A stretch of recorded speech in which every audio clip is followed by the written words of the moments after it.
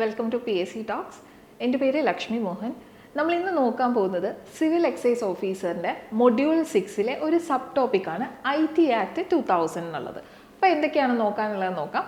ഇതാണ് നമ്മുടെ സിലബസ് ആയിട്ട് വരുന്നത്. അപ്പം ഇതിനകത്ത് സ്പെസിഫിക് ആയിട്ട് നമുക്ക് സെക്ഷൻസ് തന്നിട്ടുണ്ട്. 2 മാർക്സ് ആണ് ഈ ഒരു ഏരിയയിൽ നിന്നിട്ട് വരുന്നത്. അപ്പോൾ ഇതിനകത്ത് കറക്റ്റായിട്ട് ഓരോ സെക്ഷനും അതിൻ്റെ പണിഷ്മെൻറ്റ് അല്ലെങ്കിൽ പെനാൽറ്റി എന്താണെന്നുള്ളത് വളരെ കൃത്യമായിട്ട് നമുക്ക് ചോദിച്ചിട്ടുണ്ട്, തന്നിട്ടുണ്ട്. അപ്പോൾ ആ സെക്ഷൻസ് മാത്രം നമ്മൾ കറക്റ്റായിട്ട് പഠിച്ചാൽ മതി.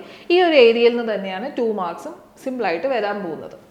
നമ്മൾ സെക്ഷൻസിലേക്ക് കടക്കുന്നതിന് മുമ്പ് IT ആക്ടിൻ്റെ കുറച്ച് ബേസിക് ഫാക്ട്സും കൂടെ ഒന്ന് അറിഞ്ഞിരിക്കാം. ഇൻ കേസ് ഒരു ഔട്ട് ഓഫ് സിലബസ്, ഈ പറഞ്ഞ സിലബസിൽ മെൻഷൻ ചെയ്ത സെക്ഷൻസ് അല്ലാതെ ഒരു ചോദ്യം ചോദിക്കാൻ പൊട്ടൻഷ്യലായ ഒരു ഏരിയ ആണ്. അപ്പോൾ അതുകൊണ്ട് ബേസിക് ഫാക്ട്സ് കൂടെ നോക്കിയിട്ട് നമുക്ക് സിലബസിൽ പറഞ്ഞിട്ടുള്ള ഓരോ സെക്ഷനും വിശദമായിട്ട് നോക്കാം.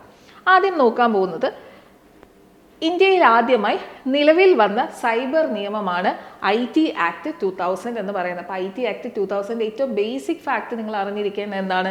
ഇന്ത്യയിൽ ആദ്യമായിട്ട് നിലവിൽ വന്ന ഒരു സൈബർ നിയമമാണ് IT ആക്ട് 2000 എന്ന് പറയുന്നത്. അപ്പോൾ ഇതിന് വരാൻ ഇത് ഏത് മോഡലിൽ നിന്നിട്ടാണ് നമ്മുടെ IT ആക്ട് രൂപീകരിച്ചതെന്ന് വേണമെങ്കിൽ ചോദിക്കാം. ഏത് മോഡൽ വെച്ചിട്ടാണ്? സൈബർ കുറ്റകൃത്യങ്ങൾ തടയാൻ വേണ്ടി UN commission for international trade law UNCITRAL നിർമ്മിച്ച UN model law on electronic commerce, അതായത് യുഎൻ്റെ ഒരു സബ് ഡിപ്പാർട്ട്മെൻ്റ് ആണ് UN commission for international trade law എന്ന് പറയുന്നത്. ഇത്തരത്തിൽ ഒരു കമ്മീഷൻ ഒരു മോഡൽ ലോ ഉണ്ടാക്കി. അതിൻ്റെ പേരെന്താണ്? UN model law on electronic commerce എന്ന് പറയുന്നത്. ഈ മോഡൽ ലോ നമ്മൾ സാധനം ഉണ്ടാക്കുമ്പോൾ എങ്ങനെയാണ്? മോഡൽ വെച്ചിട്ട് നമ്മൾക്ക് വേണ്ട പ്രോഡക്റ്റ് ഉണ്ടാക്കും. അതേപോലെ യുഎൻ്റെ ഈ ഒരു മോഡൽ ലോ വെച്ചിട്ടാണ്, അതിനെ ആസ്പദമാക്കിയിട്ടാണ് നമ്മുടെ IT ആക്ട് 2000 രൂപപ്പെടുത്തിയിരിക്കുന്നത്. ഈ ഒരു ഫാക്റ്റ് വേണമെങ്കിൽ അറിഞ്ഞിരിക്കാം.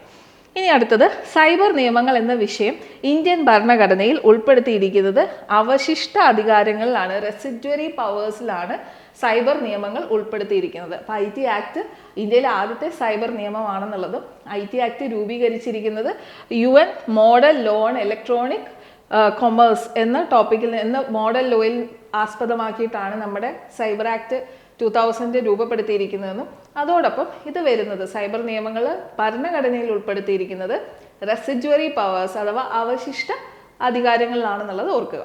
അടുത്തത് ഇതിൻ്റെ കുറച്ച് ഡേറ്റ്, ഫാക്ച്വൽ ആയിട്ടുള്ള കുറച്ച് കാര്യങ്ങളൂടെ നമുക്ക് നോക്കിപ്പോവാം. IT ആക്ട് പാസ്സാക്കിയത് 9th ജൂൺ 2000 ആണ്. 9th June 2000 IT act പാസ്സാക്കിയിരിക്കുന്നത്. ഇനി അതുപോലെ തന്നെ IT ആക്ട് നിലവിൽ വന്നത് എന്നാണെന്ന് ചോദിച്ചു കഴിഞ്ഞാൽ 17 ഒക്ടോബർ 2000. അപ്പോൾ 2 ഡേറ്റുകൾ ഓർത്തിരിക്കുക. എന്നാണ് പാസ്സാക്കിയത് 9th ജൂൺ 2000, എന്നാണ് നിലവിൽ വന്നത് എന്ന് ചോദിച്ചു കഴിഞ്ഞാൽ 17 ഒക്ടോബർ 2000 ആണ്. ഇനി നിലവിൽ വരുന്ന സമയത്ത് പ്രസിഡന്റ് ആയിരുന്ന വ്യക്തി, പ്രധാനമന്ത്രി ആയിരിക്കുന്നത് ആരായിരുന്നു എന്നും കൂടെ അറിയാം. പ്രസിഡന്റ് ആയിരുന്നത് KR നാരായണനും പ്രൈം മിനിസ്റ്റർ ആയിരുന്നത് എബി വാജ്പേയിയുമാണ്. ഇനി കുറച്ച് ഫാക്ച്വൽ ഡേറ്റയും കൂടെ കൊടുത്തിട്ടുണ്ട്. ചാപ്റ്റേഴ്സ്, IT ആക്ട് 2000 എത്ര ചാപ്റ്റേഴ്സ് ആണെന്ന് ചോദിക്കാം. 13 ചാപ്റ്റേഴ്സ് ആണ് ഉണ്ടായിരുന്നത്. എത്ര സെക്ഷനുകളാണുള്ളത്? 94 സെക്ഷനുകൾ ഉണ്ട്. അപ്പോൾ 13 ചാപ്റ്ററും 94 സെക്ഷനും. ഇനി പട്ടികകൾ എത്ര എണ്ണം ഉണ്ടെന്ന് ചോദിച്ചാൽ 4 എന്നാണ് കൊടുത്തിട്ടുള്ളത്. അത് ഏതൊക്കെയാണെന്നുള്ളത് ഞാൻ താഴെ എഴുതിയിട്ടുണ്ട്.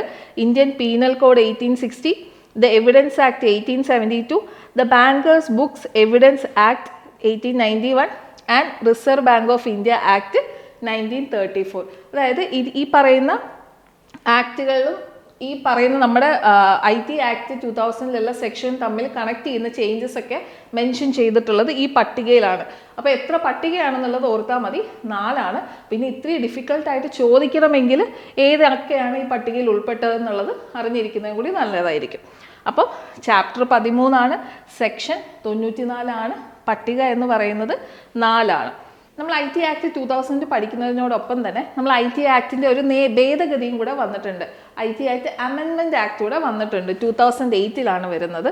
അപ്പോൾ IT അമെൻമെൻറ്റ് ആക്ട് വന്നത് എന്നാണെന്ന് ചോദിച്ചു കഴിഞ്ഞാൽ 27th ഒക്ടോബർ 2009.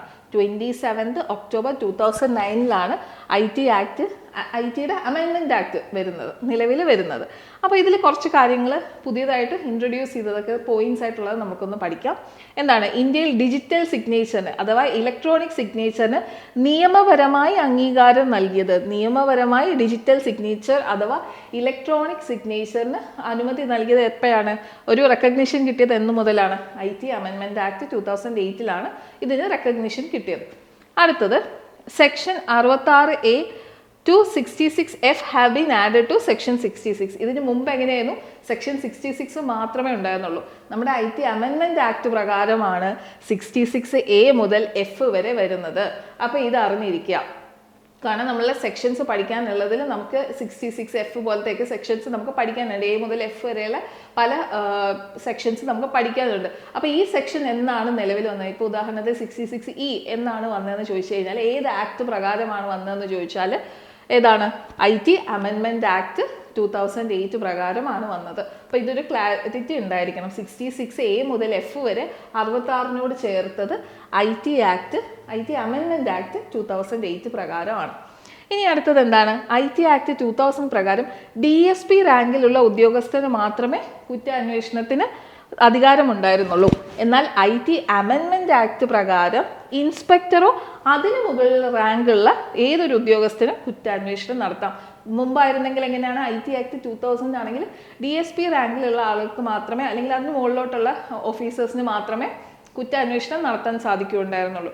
പക്ഷേ IT അമെൻമെൻറ്റ് ആക്ട് വന്നതോടുകൂടി ഇൻസ്പെക്ടർ റാങ്കോ അതിന് മുകളിലുള്ള ഒരു ഉദ്യോഗസ്ഥന് വേണമെങ്കിൽ കുറ്റാന്വേഷണം നടത്താം. അപ്പോൾ ഇതൊക്കെയാണ് കുറച്ച് ഇമ്പോർട്ടൻറ്റ് പോയിന്റ്സ് ഉള്ളത്. എന്തൊക്കെയാണ്? IT അമെൻമെൻറ്റ് ആക്ടിൽ നമുക്ക് ഉണ്ടായിരുന്ന IT ആക്ടിനെ 2000 അമെൻഡ് ചെയ്തു. നിലവിൽ വന്നത് 27 ഒക്ടോബർ 2009 നിലവിൽ വന്നത്. ഡിജിറ്റൽ സിഗ്നേച്ചർ അഥവാ ഇലക്ട്രോണിക് സിഗ്നേച്ചറിന് റെക്കഗ്നിഷൻ കൊടുത്തു, നിയമപരമായിട്ടുള്ള അംഗീകാരം കൊടുക്കുന്നത് IT അമെൻമെൻറ്റ് ആക്ട് 2008 അതുപോലെ തന്നെ സെക്ഷൻ 66നോടൊപ്പം 66A മുതൽ 66F വരെ കൂട്ടിച്ചേർക്കുന്നത് ഈ അമെൻമെൻറ്റ് ആക്ട് വഴിയാണ്. അതുപോലെ എന്താണ്? SP റാങ്കിലുള്ള ഇൻസ്പെക്ടർ റാങ്കിലും അതിന് മുകളിലുള്ള ഏതൊരു ഉദ്യോഗസ്ഥനും കുറ്റാന്വേഷണം നടത്താം എന്ന് പറഞ്ഞത് IT അമെൻമെൻറ്റ് ആക്ട് 2008 ഇനി പ്രസിഡന്റ് എന്ന് പറയുന്നത് പ്രതിഭ പാട്ടീലാണ്. അതുപോലെ തന്നെ പ്രധാനമന്ത്രി ആയിരുന്നത് ആ സമയത്ത് ഡോക്ടർ മൻമോഹൻ സിംഗ് ആയിരുന്നു. ഓക്കെ, IT അമെൻമെൻറ്റ് ആക്ട് നിലവിൽ വരുന്ന സമയത്ത് പ്രസിഡന്റ് പ്രതിഭ പാട്ടീലും പ്രൈം മിനിസ്റ്റർ ഡോക്ടർ മൻമോഹൻ സിംഗും. ഇനി നേരത്തെ വെച്ചിട്ടൊന്ന് ആലോചിച്ച് നോക്കണം. ചാപ്റ്റർ എന്ന് പറയുന്നത് എത്രയാണ്? 14. മുമ്പ് എത്രയായിരുന്നു ഉണ്ടായിരുന്നത്? 13. അതിപ്പോൾ മാറിയിട്ട് ചാപ്റ്റർ 14. സെക്ഷൻ എന്ന് പറയുന്നത് 124. സെക്ഷൻ എന്ന് പറയുന്നത് 124. അതുപോലെ തന്നെ പട്ടിക എന്ന് പറയുന്നത് 4 എന്നുള്ളത് 2 ചുരുങ്ങിയിട്ടുണ്ട്. ഇത് ഇത്രയുമാണ് basic facts IT amendment act 2008 പറ്റിയിട്ട് പഠിക്കാനുള്ളത്. ഇനി ഒരു കണക്റ്റിംഗ് ഫാക്ട് പറഞ്ഞു തരാം. സൈബർ സുരക്ഷയ്ക്ക് വേണ്ടി കേന്ദ്ര സർക്കാർ രൂപം നൽകിയിരിക്കുന്ന പ്രത്യേക ഏജൻസിയുടെ പേരാണ് CERT-IN. എന്താണ് CERT-IN? അതിൻ്റെ എക്സ്പാൻഷൻ എന്ന് പറയുന്നത് Indian computer emergency response team എന്നുള്ളതാണ്. അപ്പം CERT-IN എന്ന് പറയുന്നത് എന്താണ്? കേന്ദ്ര ഗവൺമെൻറ് സൈബർ കുറ്റകൃത്യങ്ങളെ സൈബർ സുരക്ഷയ്ക്ക് വേണ്ടിയിട്ട് കേന്ദ്ര സർക്കാർ രൂപം നൽകിയിരിക്കുന്ന ഒരു പ്രത്യേക ഏജൻസിയാണ് CERT-IN എന്ന് പറയുന്നത്. ഇത് നിലവിൽ വന്നത് 2004 2004 CERT-IN വന്നത്.